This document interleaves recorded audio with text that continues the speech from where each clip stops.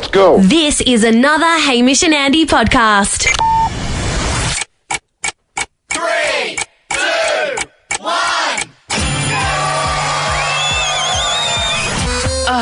I had to teach my students about maths today, but I should have taught them about... teenagers. I'm a chippy, and after cutting wood all day, it's time to cut the crap and talk. I'm just a teenager's dirt.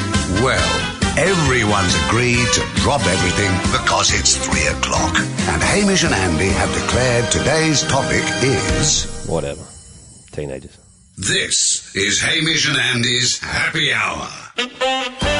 Good afternoon, everyone. Hamish and Andy with you, back for another happy hour, Ham. And the kick-off topic, obviously the show's built by the people. It's People's Show.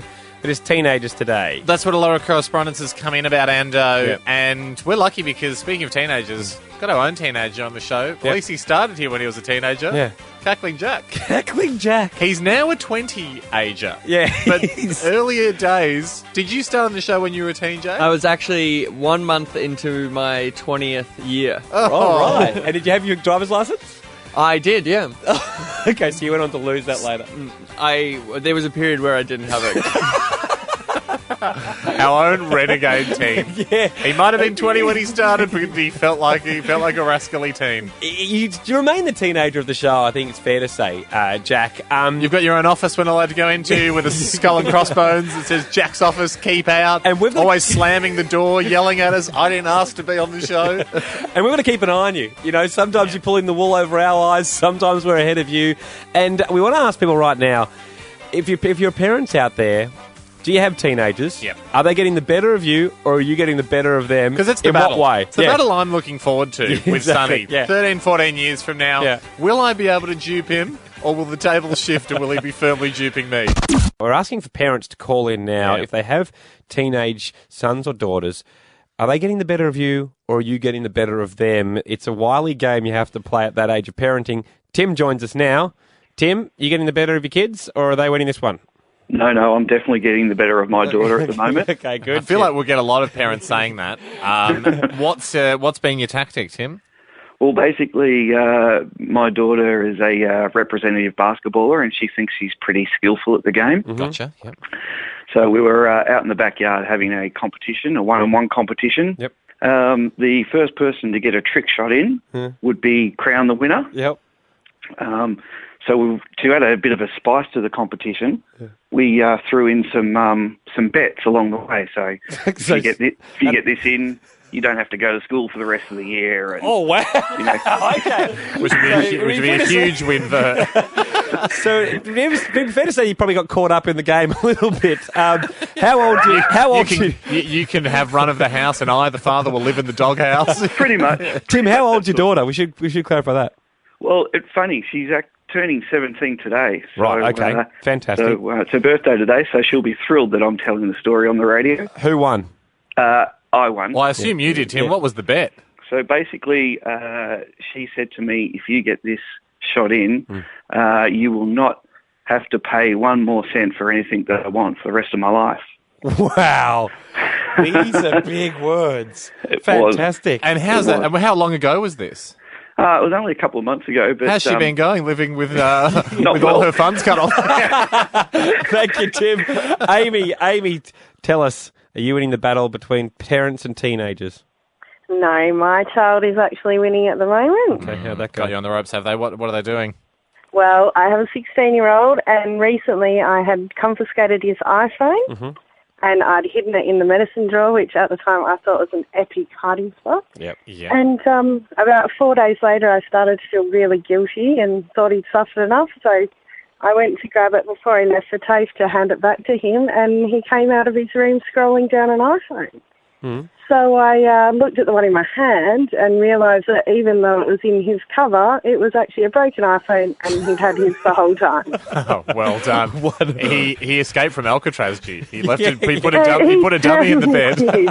Well, I had to appear angry on the outside, but I must say on the inside I was quietly impressed and had to think, well played, sir. Really well done. Any smart teen these days will have one of the replica phones from a Telstra shop in their possession in case they need to hand it over. I feel like you're going to be like that as a parent have as well. Even when you get duped, be really proud of little Sonny. That'll be the thing he can do to please me the most. Is a solid parent duping. Kylie, talk us through it. Wrap this up for us. Parents versus teenagers. Are you winning or losing? I have been winning since those babies were born. Okay. All right, so it's been a campaign of solid victory. What's your most recent win? Consistently. Well, first of all, I called them Sahara Princess and Elijah Possum. So I like to think that every day's a win. Yep, social outcasts from the get-go. You can't lose. So, recently, I gave him my iPhone. Yep. And I upgraded, as you do. Mm-hmm. Yeah.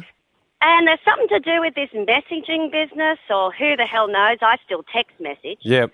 But all this messenger inboxing started going ding, ding, ding. And lo and behold, it's this Alana. Oh, right. So All you're this- getting his messages on your new phone. Yeah. Something to do with the Wi-Fi. I don't know. Usually they're all over that. Anyway, so I'm going to the husband, check this out. So I'm thinking, do we tell? Do we not tell? Yeah. No. We haven't told. No, you're the NSA now. Yeah. You're reading everyone's messages. There is a problem. No. He was somehow able to intercept my husband and I's texts. So he's getting your We messages. were having major text fighting. This is an and online he comes warfare. down and goes, is there some sort of divorce I should know about going on? Oh, right. So he's getting your text as well. Sorry, if you're the NSA, he's the Russians, and you're both reading each other's messages. It's time for peace talks, definitely. We got absolutely done in. So, my overspending, I was caught out by my son. Yeah, wow. Okay, Kylie, I think you need to get... You go and speak to Prince Tiger Lily, I can't remember his name, but... and an online technician. Yeah. I think that's what you Give need each to other do. your phones back. Happy hour, Hamish and Andy with you. It's now time to talk about the Guardians of the Watch. The Guardians of the Watch. The opener based very heavily there on, and the name of the segment, based on the movie Guardians of the Galaxy. Yeah. No longer in cinemas. Yep. I don't know if everyone saw it. But certainly... It actually was, believe it or not, a box office smash. Sure, people saw it, but you got to remember with box office smashes, Yeah. I mean, that's still probably only maybe even 100,000 people is huge. No, more people saw it than that. I'd be surprised. In Australia. So I'm just saying... It's anything based on a film that's not your Titanic or not a big classic is always a bit dicey. Still, we've decided a month ago when we were talking about this for the first time, it seemed very appropriate. Yeah, it was coming into cinemas. Now it's out of cinemas. The Guardians of the Watch, these are the people we're selecting around the globe, Ando, to help us out with a little problem that we and everyone that listens to the show has. And that problem is the issue of a cursed gold-coloured watch. Normally on this show, a gold-coloured watch is the most sacred piece of treasure you could have. There's only 100 that have been made of our commemorative watches. Yep. However, one got cursed, and we then tried to blow it up. It survived that. Miraculously, it was found in the bush nearby the detonation site. We realised we couldn't rid ourselves of it unless we did this. We've divided it, Ham, into 5 parts. It's been set in a curse-proof resin, and we plan to send those parts around the world. And that's why people have been submitting, applications to house some of the curse. I mean, we posted pictures of the resin the other day at the website and out on Twitter and Instagram. Yesterday, we sent our very first piece to Hawaii. Yes, the volcanic curse-proof island of Hawaii. That's one bit. Now, obviously, the reason this goes without saying, but just in case you're an idiot, the reason we're separating the watches is when you separate a cursed item, the curse diminishes almost to nothing. Learn about curses. Oliver Hamilton Brown, loved someone with a hyphenated name. All right. He has contacted us from Ireland, from a place called... We'll take the call. Portabellantry. Portabellantry. Yeah, that's all right. The first attempt you had where you just mumbled it was fine. Yeah, I agree. That'll get you around any pronunciation troubles. He talks of a castle. There are a few castles in Portabellantry. And he says this is an area, I mean, the Roman Empire wouldn't even go near this place back in the day. Really? They couldn't get it. It was referred to as the end of the earth. And castle, I like this sounds of it. It's exactly quite a strong He said he could keep building it in the castle, etc. Turns out when we contact him, he doesn't actually live in the castle. He just drives past it occasionally. Oh, there is a castle there. There's a castle there. He doesn't have access to it. Okay. So it's a no for him. It's a no. No, that's like if you live near Disneyland and you're like, I know of a castle. Exactly. But we're going to go a little bit further north and a little bit further east, Ham, and end up in Iceland, where Kristen is standing by. Thank you very much for joining us, mate. Hey, guys. Kristen, are you a native of Iceland? Yeah, I am. Yeah. Wow. First of all, how'd you find out about the show? I think I found it on YouTube, actually. The Gap Year. Oh, fantastic. Well, we love all our international podcasters, and this is really a moment where they're really helping us out because we do have to spread this watch far and wide to diminish the curse. Just a quick local bit of knowledge, Kristen. Is it true that Greenland is actually colder than Iceland? Yes, in parts. Okay, I was going to say, people wouldn't think that by the name. They wouldn't. Iceland, nice to clear that up on behalf of your countrymen. Famously beautiful country, also very remote. How will you guard your piece of the watch? Where will you put it, Kristen? I think the current game plan is either to drop it in a volcano or leave it on a local remote island, because we do have a volcano that's erupting called Bárðarbunga. So it's a good place, I think. We should warn you that whilst the resin is curse-proof, it might not be heat-proof. But I still think dropping the piece of the watch in the volcano would be an absolutely terrific idea. Well, Kristen, you've got the tick from us. All that remains now is for you to take the oath of the watchman. All you've got to do is... Do you remember the oath, Ham? Yeah, from yesterday. I should have written it down, but I've got it committed to memory. I think it was something loosely like this, Kristen. All you've got to do is repeat after me and really believe in what you're swearing by. You ready? All right, will do. Okay, here we go. I am a watchman. I am a watchman. I will not eat. I will not eat. I will not take a lover. I will not take a lover. I will never even sit down. I will never even sit down. Hold on a second, I need to stand up. Yeah, because I shall be watching the watch forever. Because I shall be watching the watch forever. And my watch starts now. And my watch starts now. Yes, he's in. Well done, Kristen, our next watchman, will be sending you the cursed piece of the gold-coloured watch. Thank you, Kristen. We really appreciate it, mate. Right, thank you. Keep your vows. Off to Iceland that piece goes. I mean... Already you can feel the curse diminishing, can't you? Exactly. And if anyone's out there trying to think how they can go about obviously putting it back together, reforming the curse, it's a lot of money in airfares already. Get your volcano-proof gloves ready. It's the happy hour. Hey, I've done something that... You'll think I've made up. I think it's the kind of thing people go, oh yeah, I've seen that. It's too, like in a movie you'd go, nah, too unrealistic. Oh, you found a remote control that can control people's actions? That's it. Fast forwarding their life, freezing them. Exactly. I knew you'd think it was made up. It does sound made up. Anyway, I've definitely squandered an opportunity to see a girl that I was hoping to catch up with. That doesn't sound like you. In unlucky fashion. Mm-hmm. It's a technology-based story, I'll let you know. And I think technology... Just tell me the story, don't give me the categories. I think technology's failed me. And this sits as a warning to anyone who has a Bluetooth device to their phone in their car. Right. Okay. So I was driving along and I was building up a little bit of gas. I need to pass with. Oh, right, yeah. And I've rung this girl that I was going to catch up with. I was hoping to catch up with to see if she wanted to catch up for dinner. Sure. Also. Don't have time to call her in real life. Knock it off on the drive. So you didn't care about her that much.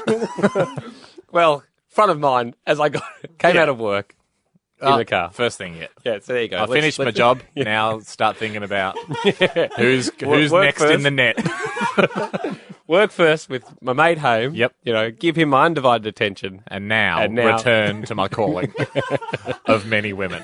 No, bring out what looks like the white pages from the outside, but you'll notice has a black cover and is in fact Andy Lee's black book. Not true at all. Anyway, over 10 million satisfied customers. Anyway, so I've called and it's gone to message bank.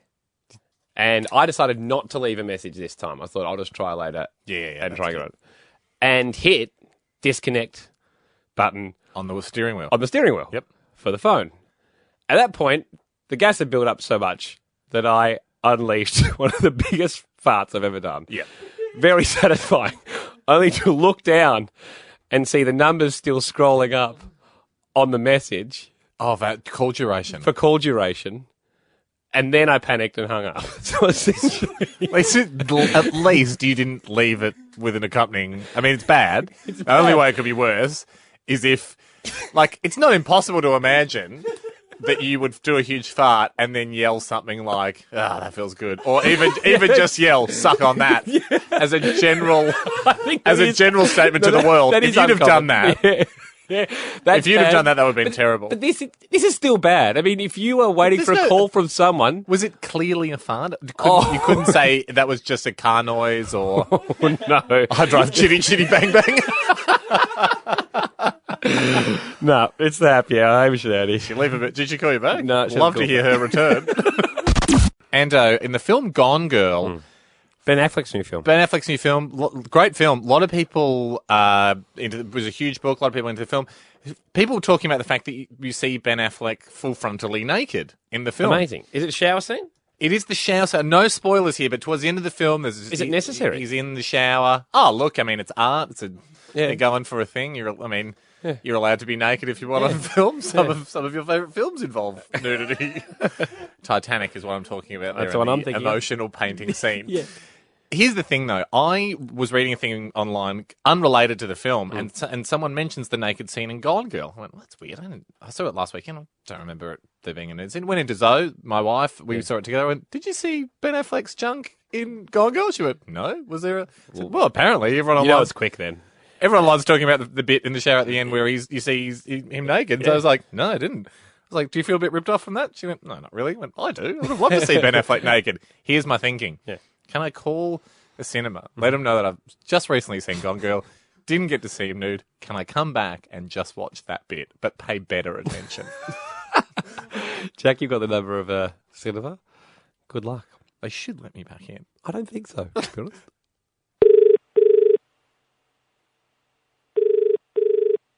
Rich Cinema, good afternoon. Oh, hey, my name's Dins. How are you? Good, thank you. I was in on Sunday. I saw I think it was the 8 p.m. or the 8:30 p.m. of Gone Girl. Yes. Can I ask a question? Is there full frontal nudity from Ben Affleck in that film? Do you know? Full frontal? No. Do you see his genitals? You may, for a very short glimpse. That's my issue, because I don't remember seeing them. Right. But then I was speaking to a friend today, and they assured me that they are in the film. Because I believe, now that you mention it, I mean, when you initially said it, I was like, no. But there was... to be honest, I'm bothered that I didn't pick up on it. Right. Look, if you're not showing a censored version, if you're showing the real version, you're able to see Ben Affleck. Yeah. Is there any way I could come in and, from memory, it's about 15 minutes before the end of the film, and just pop in for that bit, just to clear it up, just to right the wrong? I don't know. It would mean a lot, because I do feel like I don't know, I just feel like I didn't get the experience. I guess, I'm just trying to remember that shower scene. I do remember seeing his behind. I remember that. But I don't remember anything else. I'm pretty sure... It's just I hate my friend having this one up on me, and I obviously I don't need to sit through the whole film again, and I do have other things on tonight, but I could easily come in 20 minutes before the film, and I just feel that way I'd feel like I got my money's worth. Fair enough. I just want to run it past one of my colleagues. Geez, I assume this.